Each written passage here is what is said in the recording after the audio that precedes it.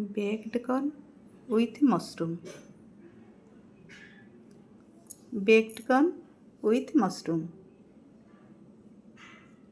ଉପକରଣ: ମକା ଗୋଟିଏ, ଆଳୁ 2ଟି, ସିଝା ମଟର 3 ଟେବୁଲ ଚାମଚ, ବେକ୍ଡ କର୍ନ ଫାଳ ହୋଇଥିବ 3-4ଟି, ସ୍ଲାଇସ୍ଡ ମସରୁମ୍ 5-6 ଖଣ୍ଡ, ଚିଜ୍ କ୍ୟୁବ୍ ଗୋଟିଏ, ଗୋଲମରିଚ ଓ ଲୁଣ ସ୍ୱାଦ ଅନୁସାରେ, ଲହୁଣୀ 50 ଗ୍ରାମ, ଶୁଖିଲା ପାର୍ସଲେ ପତ୍ର 1 ଚା ଚାମଚ, ଲଙ୍କାଗୁଣ୍ଡ 1 ଚା ଚାମଚ।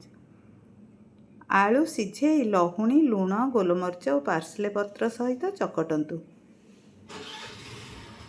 ମକା ଦାନାକୁ ସିଝେଇ ବାଟନ୍ତୁ, ଚିଜ୍ କୋରନ୍ତୁ ଓ ମସରୁମ୍ ସ୍ଲାଇସ୍ କରନ୍ତୁ। ଗୋଟିଏ ମାଇକ୍ରୋ ଓଭେନ୍ ପ୍ଲେଟ୍ରେ ଚାରିପଟୁ ଆଳୁ ମିଶ୍ରଣର ଗୋଟିଏ ରିଙ୍ଗ୍ ତିଆରି କରନ୍ତୁ। ମଝିରେ ଲୁଣ ଓ ଗୋଲମରିଚ ଦିଆ ମକା ବଟା ଦିଅନ୍ତୁ। ଉପରେ କୋରା ହୋଇଥିବା ଚିଜ୍ ପ୍ରଲେପ ଦେଇ ଶେଷରେ ମସରୁମ୍ ଦିଅନ୍ତୁ। ଆଳୁ ରିଙ୍ଗ୍ ଉପରେ ସ୍ଲାଇସ୍ ହୋଇଥିବା ବେବି କର୍ନ ସଜାନ୍ତୁ। ମଝିରେ ମଟର ଦେଇ ମାଇକ୍ରୋୱେଭ୍ରେ 4-5 ମିନିଟ୍ ବେକ୍ କରନ୍ତୁ। ପ୍ଲେଟ୍ ସହିତ ବ୍ରେଡ୍ ରୋଲ୍ ଏବଂ କୌଣସି ସୁପ୍ ସହ ପରିବେଷଣ କରନ୍ତୁ।